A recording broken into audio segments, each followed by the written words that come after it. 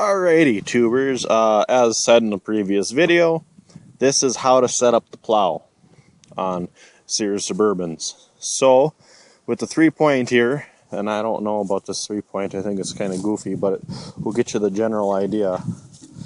I think I'm going to try and shine this plow up some more, because it's still packing up with dirt. It's not really that wet, it's kind of light soil here. But anyway, with your top link here, you have, you'll want to adjust that so that when you're, let's say you're going for a 6-inch depth. If you lift up your land side of the tractor, I think about 4.5 inches, and you set your plow down flat. I know it's not flat here, but you set your plow down flat. That'll give you about 5 to 6 inches of depth for your plow. This is a Sears 10-inch plow, folks. I got this from Cranky Sports or James or GT80 on my tractor forum. Same with the 3-point,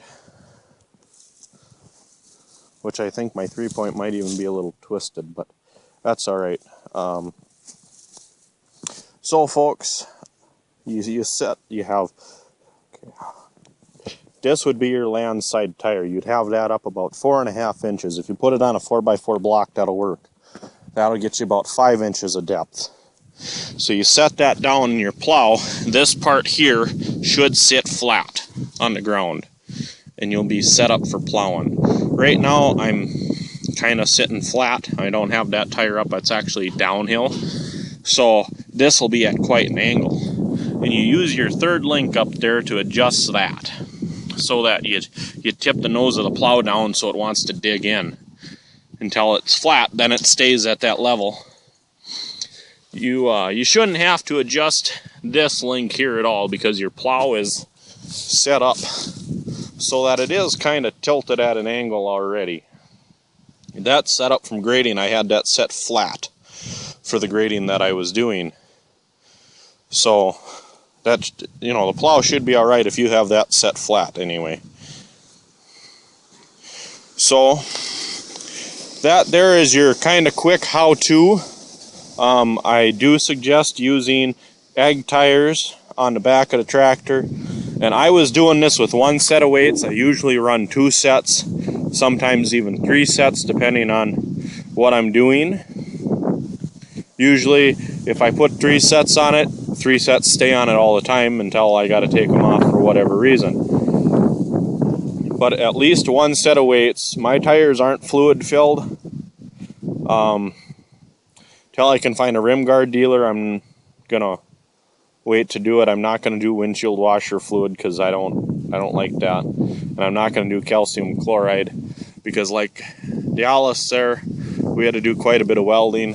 We got a set of rims here that they're pretty badly rusted, but we were able to save some stuff off of to save them. So I do not recommend calcium chloride for weighting the wheels.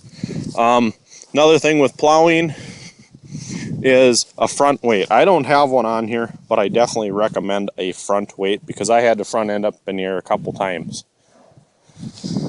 And if you don't expect it or you don't know how to handle it, it can be a little scary, folks.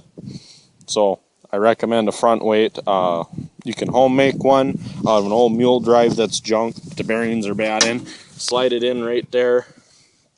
Use this to secure it in place because it's a mule drive, and just have some weight hung off of that. That'll work pretty good. An upgrade you could do is if you have the narrow tires like this. The wider ones I think are like 6 inches wide. These are like 4.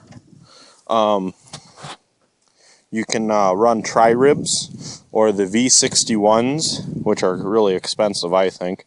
But the tri-ribs will work really good for steering. I had a little bit of steering trouble with this, so I'm going to get some weight and some tri-ribs on here before winter, and that'll do really good in the spring when I do some more plowing. So anyway, there's your quick how-to, and it's not so quick anymore. But anyways, thanks for watching. Please comment, rate, and subscribe.